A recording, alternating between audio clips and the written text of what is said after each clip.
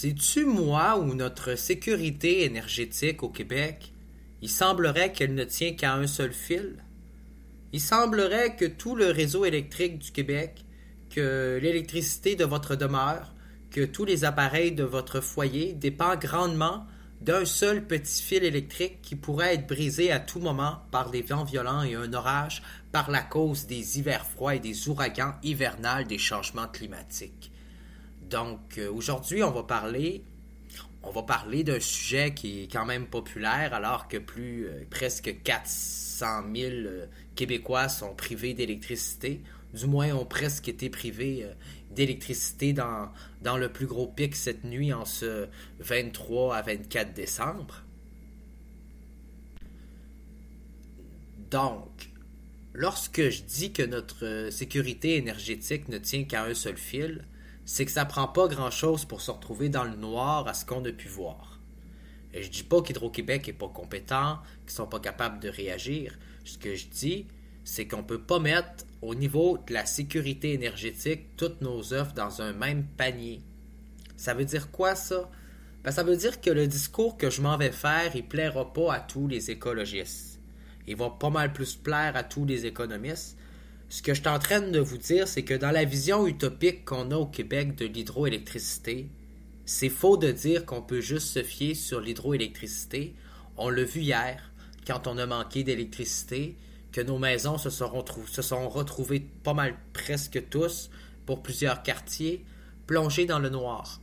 Incapables de se faire chauffer de l'eau, de se faire à manger, de s'éclairer. Pour les gens qui étaient préparés d'avance, qui avaient des chandelles, ben tant mieux pour vous, vous êtes les chanceux de l'histoire. Pour les gens qui n'étaient pas préparés en conséquence, parce qu'on vit dans un monde qui dépend grandement de l'électricité et vraiment trop dépendant aux technologies qui consomment de l'électricité. Et que tout ce système électrique, ben, il est très décentralisé. Et il est connecté à nos villes par une série de grandes installations filières et de fils qui ne sont pas toujours souterrains. De là l'importance des réseaux électriques souterrains, d'électricité souterraine, des lumières de ville sous la terre. Ça a moins tendance à avoir des fils qui pognent dans les arbres, qui tremblent au vent, qui brisent, qui se défait ou qui s'endommagent sous le poids de la neige ou de la glace et de la givre l'hiver, du verglas autrement dit. Et ça fait aussi en sorte que quand on met un poteau électrique, mais que c'est une lumière puis qu'il n'y a pas de fil, que c'est sous la terre, ben on coupe pas mal moins de branches d'arbres, on coupe pas mal moins d'arbres autour de cette lumière-là, parce que justement, il n'y a pas de branches qui viennent interférer dans les fils. Hein? Ce qu'on a vécu, c'était de la petite graine, là. C'était quand même une situation de crise et d'urgence. Je veux dire, ça a plongé quand même presque un demi-million de Québécois dans le noir. En tout cas, un quart d'un demi-million certain. Donc, c'est quand même beaucoup de gens, beaucoup de personnes qui se préparaient à festoyer pour Noël et encore aujourd'hui, à ce jour de Noël, qui se retrouvent malheureusement dans le noir.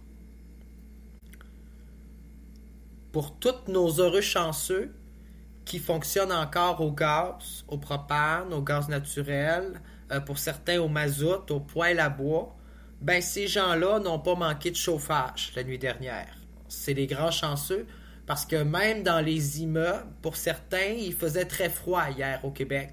Parce que quand ton immeuble fonctionne juste à l'électricité, puis tu te retrouves dans le noir, pas de courant parce qu'un disjoncteur saute, parce qu'un vent renverse un poteau ou brise un fil, ben des fois ça peut prendre du temps avant que la société d'État d'Hydro-Québec réagisse, surtout en plein hiver, à la veille d'un jour de fête.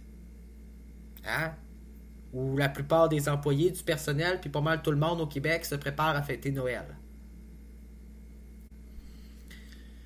Ce qui arrive, c'est que en se dissociant du gaz naturel, de la biométhanisation, de l'hydrogène vert, du GNR, Hydro-Québec dit qu'elle était en conflit d'intérêts avec les lobbies sous les formes d'énergie, puis que ça ne représentait pas sa vision des énergies renouvelables.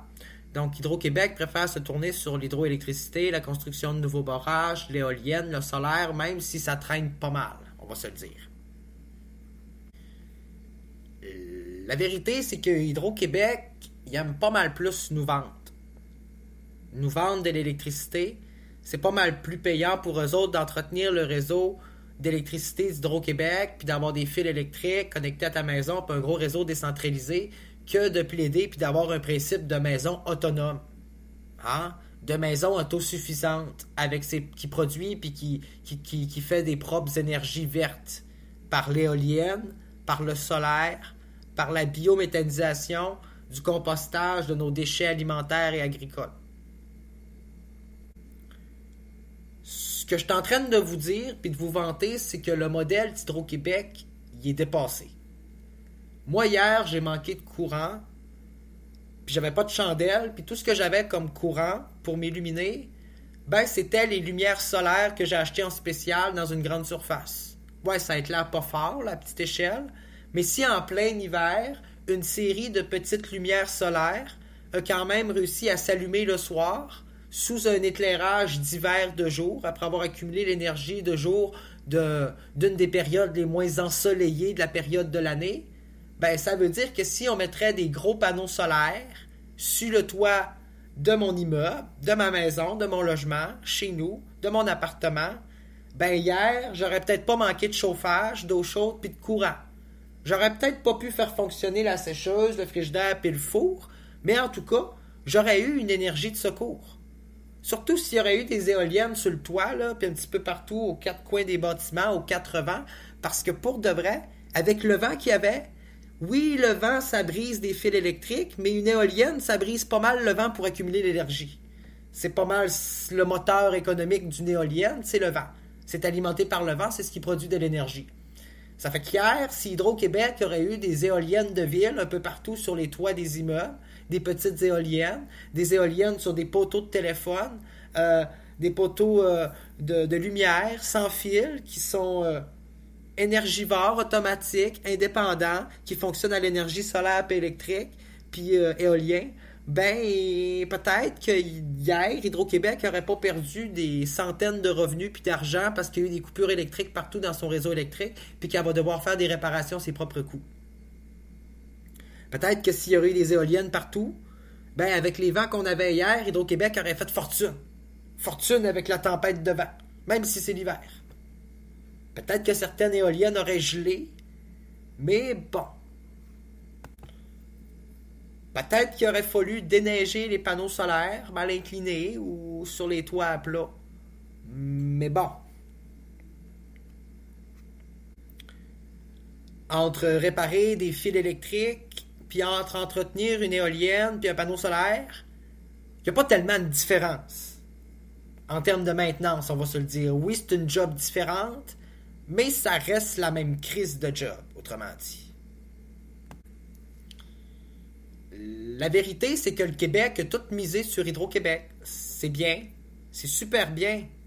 Mais en cas d'urgence, c'est quoi notre batterie de secours? Hein? Parce que ça arrive qu'Hydro-Québec ait des pannes. Ça pourrait arriver un jour que tout le réseau électrique du Québec soit en panne. Et ça pourrait arriver en hiver, pendant une période de grand froid, où les gens ont besoin de chauffage, tiens. Donc, pour toutes les gens, pour toutes les personnes qui rêvent d'un monde sans gaz, là, ben, je suis désolé de vous dire que même dans l'avenir, on va avoir besoin du gaz naturel, biologique, de la biométhanisation, de l'hydrogène vert, que surtout dans l'avenir, on va avoir besoin d'une seconde source énergétique. Et on peut extrêmement compter sur l'éolienne, sur le solaire, mais ça suffit pas. Ça prend un complément. Puis pour moi, le complément, c'est le biogaz, avec l'hydroélectricité. Avec Hydro-Québec, un réseau d'éoliennes, un réseau de panneaux solaires intégrés dans des maisons autonomes dans nos villes, hein, qui frôlent l'autonomie énergétique, l'indépendance énergétique, et un réseau contrôlé et entretenu par Hydro-Québec et par un partenariat dans les bi-énergies avec Énergir, dans les énergies renouvelables, dans le biogaz, la biométhanisation peut-être même un jour à domicile, le compostage qui ferait du gaz naturel dans une chaudière dehors chez vous, genre. Plus besoin de faire du compostage, puis de charrier des laves, puis des grosses mouches, puis du gros compost dégueulasse. Ah non, tu mets ça dans une trappe, ça tombe dans une machine, puis la machine elle transforme ça en gaz naturel qui fait chauffer ton chauffe-eau, tiens. Fait que tu peux prendre un beau bain chaud, produit par le gaz, de la biométhanisation de tes propres matières fécales, tiens. C'est pas une blague. On pourrait faire chauffer un immeuble avec nos bols de toilette. Avec nos restes alimentaires, avec le broyeur à déchets. Nous, on jette ça dans un bac de compost, on charrie ça, c'est dégueulasse, c'est insalubre, alors qu'on pourrait inventer un système de production de biocarburants à domicile et mettre une entreprise sur cette gestion, au même principe que les compteurs électriques sur nos bâtiments. On vit quand même dans un monde qui est codépendant, de la codépendance aux énergies. Puis oui, c'est bien beau l'électrification, c'est bien beau l'électrique, mais c'est parce que tout ce qu'on a dans une maison, ça ne peut pas être électrique. Parce que si on manque d'électricité, comment qu'on fait pour alimenter notre maison? Comment qu'on fait pour se déplacer? Comment qu'on fait pour s'éclairer? Comment qu'on fait pour vivre? De toute façon, si tout devient électrique demain matin, on s'entend-tu qu'on n'aura pas assez d'énergie et qu'on n'y parviendra pas? Il va falloir raser tous les lacs, toutes les forêts, puis inonder des beaux paysages, des beaux parcs nationaux, des belles terres autochtones pour faire des barrages sur tous les lacs du Québec. Ça n'a pas vraiment beaucoup de sens. Ma vision énergétique, elle est combinée. Elle est combinée de plusieurs énergies. Parce que si demain on tombe en crise, en situation d'urgence, en désastre climatique, en guerre, en n'importe quoi, en whatever, puis que notre réseau électrique est attaqué comme en Ukraine ou comme dans d'autres pays au comparatif, ben je m'excuse. Si on traverse demain une nouvelle crise du verglas, ben on va devoir compter sur une autre source énergétique puis sur une batterie de secours. Donc, en attendant de développer une filière de batteries au lithium pour minéraux critiques rares qui produit puis qui emmagasine de l'énergie pour mettre une batterie géante dans nos maisons comme batterie de secours et alimentation d'urgence, ben en attendant de parvenir à ça, il va falloir penser à une alternative aussi qui s'appelle le biogaz, l'hydrogène, la biométhanisation, le gaz propane pour remplacer le mazout, les poêles à bois puis toutes les chaufferies puis le chauffage polluant pour avoir également dans un monde écologique et utopique, une alternative à l'électricité pour pouvoir chauffer nos maisons avec une seconde énergie en cas d'urgence. J'ai vraiment de la misère à comprendre la position d'Hydro-Québec de se dissocier des projets de biométhanisation alors qu'elle devrait quasiment s'associer avec le plus gros producteur de gaz naturel et le plus grand distributeur au Québec, Énergir, Gaz Énergir, peut-être même Gaz Métro aussi, puis créer un réseau d'énergie renouvelable et une énergie de secours aussi, puis d'un côté aussi d'avoir des maisons une biénergie qui utilise l'électricité et des gaz naturels issus des récupérations, la putréfaction des gaz qui seraient perdus, de toute façon, des gaz inertes qui iraient dans la nature si on les laisserait se décomposer ailleurs. Ben, on est aussi bien de faire du biocompostage puis de la biométhanisation locale à domicile et de faire en sorte que notre foyer, notre ménage, que notre maison, que notre nation puisse économiser en électricité sur sa consommation hydroélectrique et sur la facture d'Hydro-Québec.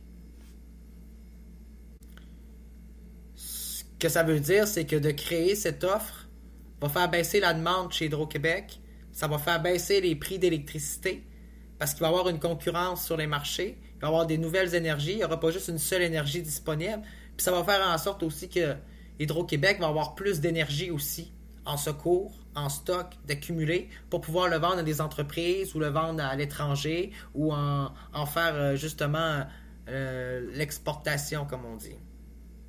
L'export-importation. L'import, l'export. Pour pouvoir envoyer l'électricité aux États-Unis, tiens. Puis faire rentrer l'électricité de ces barrages aux États-Unis ici au Québec. Puis emmagasiner des stocks en batterie. Au bout du compte, mon plan énergétique, mon plan de secours, de batterie de secours, pour la sécurité énergétique, il va payer à tout le monde. Il va faire baisser les prix d'électricité, il va donner plus d'énergie, il va réserver plus d'énergie à Hydro-Québec, plus d'offres, moins de demandes, plus de concurrence. Donc, c'est tout le monde qui va en profiter au niveau de la consommation de l'énergie au Québec. Donc, tous les Québécois vont se satisfaire de pouvoir enfin faire baisser les prix d'électricité, justement parce qu'il n'y a plus une rareté, parce qu'on la surutilise.